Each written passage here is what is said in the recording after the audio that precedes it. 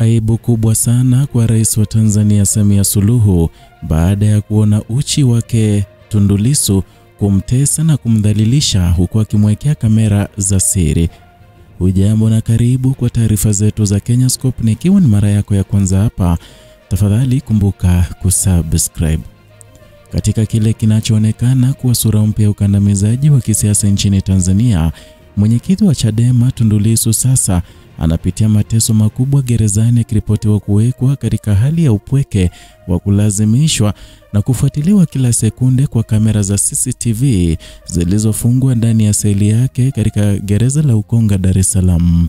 Taarifa hizi zimeibua wimbi la hasira na hofu miongoni mwa Watanzania na jumuiya ya kimataifa, huku wachambuzi wakisema huu ni mkakati wa kimfumo wa kumvunja kisaikolojia mwanasiasa huyu ambaye kwa muda mrefu amekuwa akisimama kidete kutetea haki za wananchi na demokrasia na uwajibikaji wa serikali.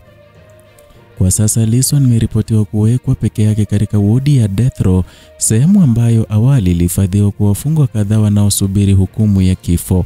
Wote hao walihamishwa ghafla na seli yake ikafungwa kamera zinazorekodi kila hatua yake bila kusita, hata anapolala, kula, kutumia choo ama kuvaa.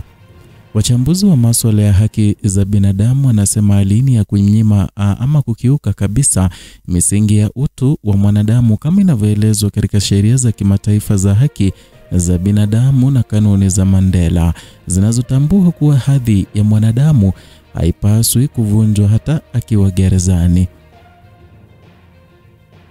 Chanzo cha mateso haya kinaanza Aprili tarehe 3, siku ambayo Tundu Lissu alikamatwa na maafisa wa polisi jijini Dodoma akiwa kwenye mahojiano moja kwa moja kupitia YouTube akijadili masuala ya utawala na uchaguzi Oktoba mwaka 2025. Lissu hakuwa na silaha, hakuwa amepinga sheria, bali alikuwa akitumia haki yake ya kikatiba ya kujieleza. Hata hivyo alichukuliwa kwa nguvu na kuingizwa kwenye gari lisilo na namba, na safari hiyo ilimpelekea moja kwa moja kituo cha polisi cha Dar es Salaam kabla ya kuhamishwa kwenda Ukonga alikofungiwa hadi leo. Baada ya siku chache alifikishwa mahakamani kwa mashtaka uhaini na kuchapisha taarifa za uongo, mashtaka ambayo wachambuzi wengi wanayatazama kama njama za kumvua sauti ya kisiasa. Wakati wa kusomewa mashtaka hayo katika mahakama ya Kisutu, kamera za televisheni zilinasa tukio la askari mmoja mwenye barakoa akimsukuma Lissu kwa nguvu, aliliozua taharuki kubwa ndani ya ukumbi wa mahakama. Video hii ilisambaa haraka mitandaoni ikionyesha wazi jinsi vyombo vya usalama vinavyomchukulia kama tishio la taifa badala ya raia mwenye haki. Tundu Lissu ambaye amekuwa akiishi katika hali ya mateso ya kimya, ambapo amenyimwa mawasiliano ya moja kwa moja na watu wengine. Wafungwa waliokuwa wakiishi naye awali walisafirishwa ghafla bila maelezo, na tangu wakati huo amebaki peke yake ndani ya seli hiyo yenye baridi kali na taa zinazoangaza usiku kucha. Kamera zilizowekwa zimekuwa zikirekodi kila tendo lake, kuamka, kula, kusali, kubadilisha nguo hadi kulala, na kila hatua inatazamwa, ikimaanisha hakuna faragha hata kwa sekunde moja. Wachambuzi wa haki za binadamu wanasema hali kama hii ni sawa na mateso ya kisaikolojia na inalenga kumvunja ndani kwa ndani.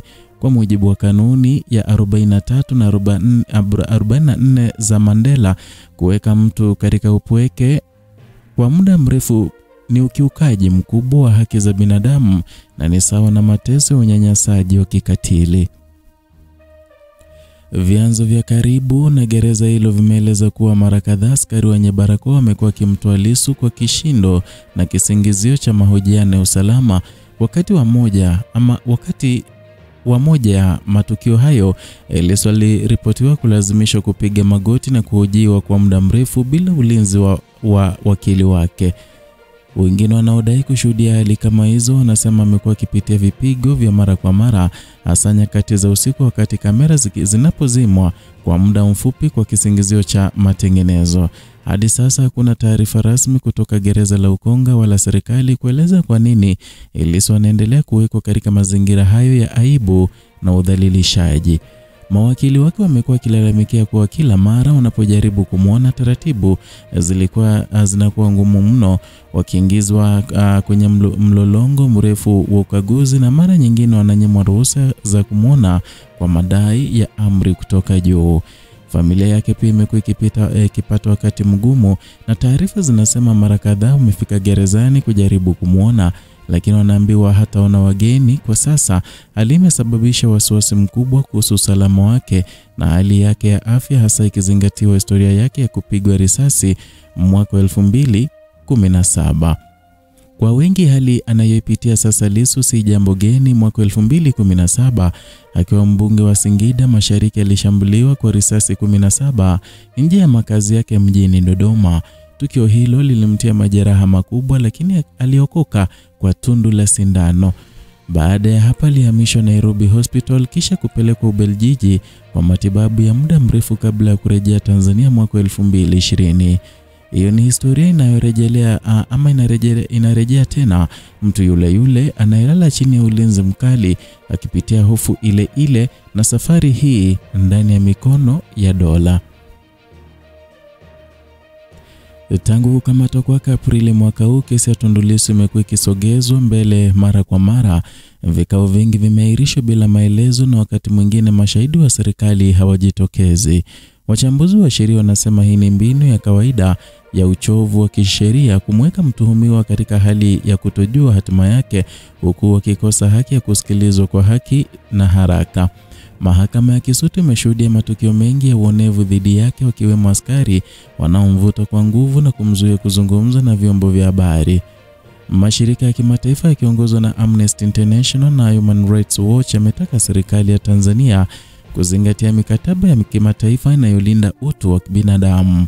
Wamekumbusha kuwa kifungo cha 12 na 13 cha Katiba ya Jamhuri ya Muungano wa Tanzania kinatambua wazi heshima ya binadamu na kupinga mateso au unyanyasaji wa aina yoyote.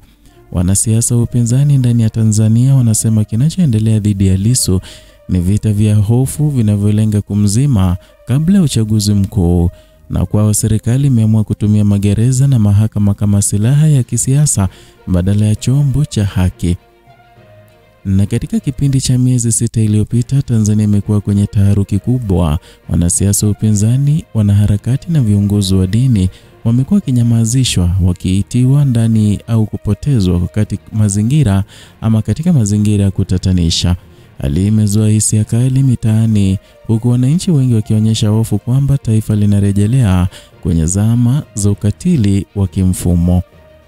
Ikiwa mtu kama Tundu Lissu aliyewahi kushambuliwa kwa risasi na kupona kifo anaendelea kuteswa ndani ya gereza kwa sababu ya kusema ukweli, basi hali ya haki za binadamu nchini Tanzania iko katika kipindi cha giza. Dunia inatazama, historia inaandikwa, na vilevile wananchi wanasubiri siku ambayo sauti ya haki itasikika tena bila uoga. Hii ni Kenyascope na tunafuatilia na kuchunguza na kuripoti kwa uwazi habari kwa kina.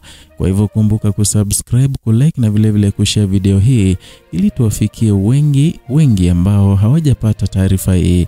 Vilevile kumbuka kuacha maoni yako hapo chini, kwa sababu yanatusaidia kurejelea na vilevile kutengeneza content ambayo inakufaa zaidi.